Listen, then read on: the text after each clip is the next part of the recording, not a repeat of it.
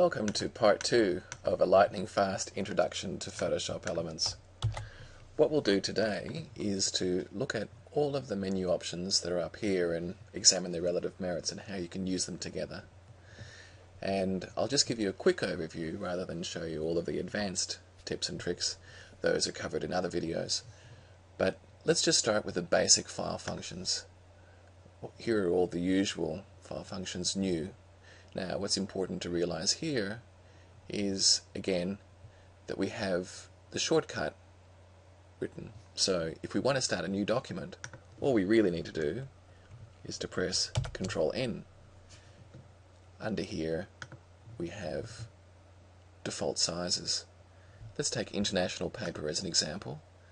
And let's say we want to make an A4 sheet that's 210 mils wide by 297 high with a resolution of 300 pixels per inch. Okay, and we'll say this is a document. We can go over here and click on the text tool again, but as you can see, remember from the last videos,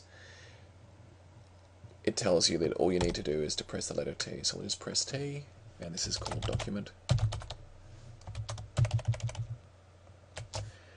And number pad enter to set that type. Now that we've created a document, we can save it. There are a number of different formats to save things in.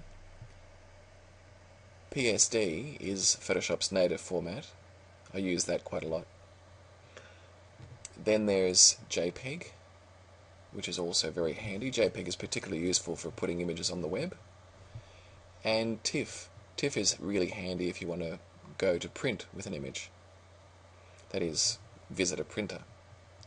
So the other file formats in here aren't used quite so often. PNG is used on the web. PNG can support transparency. So let's give an example of that. I'm going to double click on background here, make a shape, and press delete. You can see a checkerboard underneath now because I've punched a hole in this layer. If I press Ctrl-Shift-Alt-S, which is the same thing as Save for Web, which is under the File menu, for the sake of this, let's choose PNG 8 now. What this has is PNG will remember that this actually doesn't have any information in it. Let's say that you were posting this image on a website. Anything that was underneath this would show through. Press on OK and save that. I'm just going to press cancel and get out of that dialog. And Control W to close. This is really used for driving a scanner from within Photoshop. And that can be useful. Here are some of the scanners that I use. And this is the normal print command. Under Edit, here's where we've got some useful things now. Do and undo, Control Z. Redo, Control Y. So if I wanted to redo something, let's show this layer to begin with. I'm going to delete that layer, press delete. Oops. I'm going to drag that into the delete bin. Now, Control Z will make it reappear. Control Y will undo the undo. And with Photoshop Elements, you can just keep pressing Control Z and cycle through the various stages that you've undone, and you can have quite a few undos in Photoshop. You can see over here that we've got this layer selected. If I want to rotate the entire image, I can go up to here and press rotate 90 degrees left. And if I press Control T, I can transform that and rotate that back. That was free transform, Control T. So rotate, you can flip things horizontally. So everything's now back to front. This can be really handy if you want to print something out on a t-shirt transfer. Crop, you can get to crop just using the letter C. So let's try that now. C, we'll crop that. You can see that everything that was outside of that has now vanished. It hasn't just changed the viewing area, it's actually lopped off everything that used to be there. Resize. This is really handy. This is currently about 3,000 pixels wide. So you don't, if you wanted to post that up on the web, you wouldn't be very likely to post a 35 meg image. But what I can do is change that now to 800 pixels wide, and it's now a 3 meg image if I uploaded a TIFF. But once again, Control-Shift-Alt-S, if I turn that into a PNG or a JPEG, it's going to be much smaller. So this is a JPEG at 100% quality, and it's already under half, well, it's about half a meg. But if I change that quality down to 40, you can see it's actually now quite a tiny file. Still quite legible, and that's perfect for uploading to the web. Undo. So resize, essential. Canvas size. This is about setting presets for the canvas. If I want, I'll just type the size in, say 140, and I want it to crop to the top right hand corner. And there we are, it's clipped it to that exact size. Undo. Okay. If the owl had some really serious shadow issues, let's just make it a bit more contrasty. If the owl looked more like that, and we wanted to fix the image, we could go to Enhance, Adjust Lighting, Shadows and Highlights. We're going to lighten the shadows,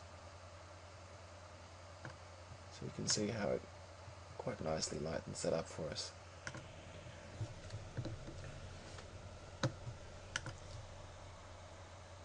Now, shadows and highlights,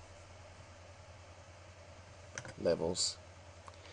This is very handy, so you can get to levels this way, or you can just press Ctrl-L and bring up levels. Let's say that I know that this area in here isn't pale blue, it's actually grey, so I can click on here, then onto that point,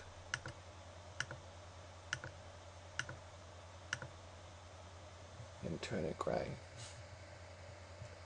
If that green here was actually grey, let's see what happens then. You can see that that's now become grey, and every other colour is adjusted to compensate for that. If the owl was grey, now you can see sometimes when I'm clicking in here, the owl doesn't look grey, it actually looks blue. The reason for that is because when I'm using this preview, there are pixels in here that are very different colours. The way I'll fix that is cancel, undo, undo, undo. Let's go back to the original image. Here's a little trick for you. Press C, make that bigger. We've got this on the outside, we don't want that to happen. Undo, make that float. Now do the same thing again. Go up to the owl again and choose the bit that you know is grey. Press Ctrl-J to duplicate from the selection. Bring that out of the image. And now looking at that, we'll go Filter, Blur, Gaussian Blur. And now we'll make that all the one colour by blurring it. Let's go Ctrl-L to bring up levels. Click on here for grey adjustment. And we can see that that's now adjusted that for grey. But it hasn't adjusted this image. How do we get there? Ctrl-E to flatten that down. Ctrl-L to bring up adjustment. Grey, and there we have it. Now we've adjusted this image based on an averaged colour. And press C again.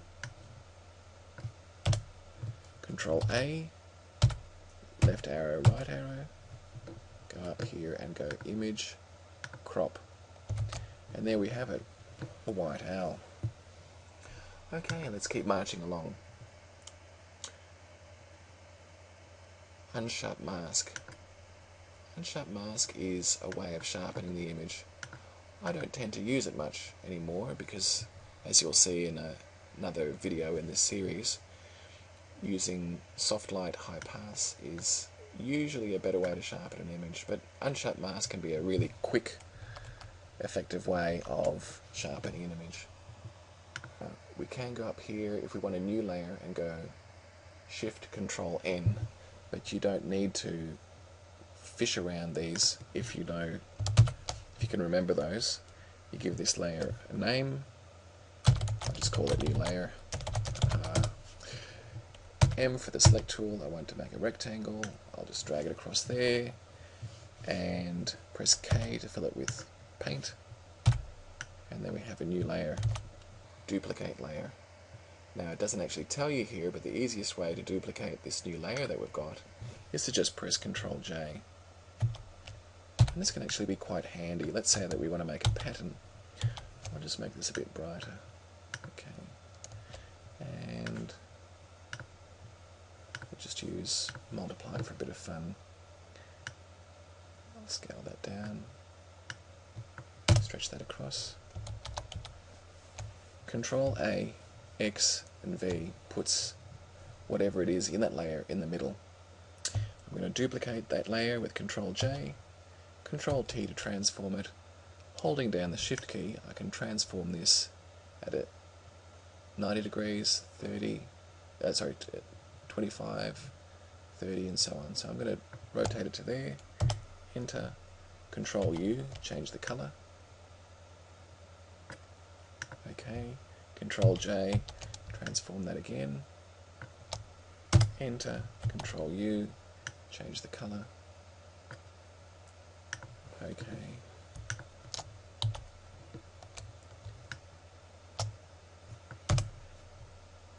And there we have a simple graphic that we've put in a layer on top. And I like to use this sequence, Control A, Control X, Control V, and that'll put what I've cut in the middle of where I'm looking. So let's zoom in here, Control A, Control X, Control V. You can see it's not in the center of the image, it's in the center of where I've been looking. That can be a really nice, easy way of centering what it is that we're looking at. Filter. This is really a whole tutorial on its own, but what's important here is to go to Gaussian blur. We're going to blur this logo looking thing.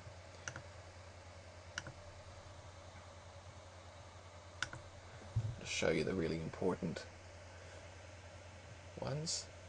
Down here, hidden under other, is high pass.